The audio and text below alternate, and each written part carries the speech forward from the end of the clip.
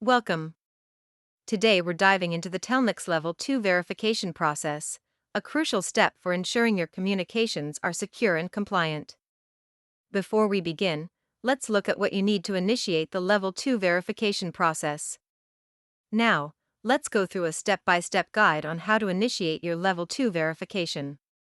Understanding the required documentation is critical.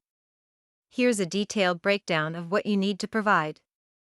Let's talk about common errors that applicants make during the Level 2 verification and how you can avoid them. Want to make your verification process quicker? Here are some tips to speed up your request. Once you've submitted your request, tracking it is essential. Here's how you can keep tabs on your verification status. In case you encounter issues, let's troubleshoot some common problems you might face during the verification process. Congratulations on successful verification. Here's what to expect once you reach this milestone. Lastly, we'll cover some best practices to help you maintain your verified status over time. Thank you for watching.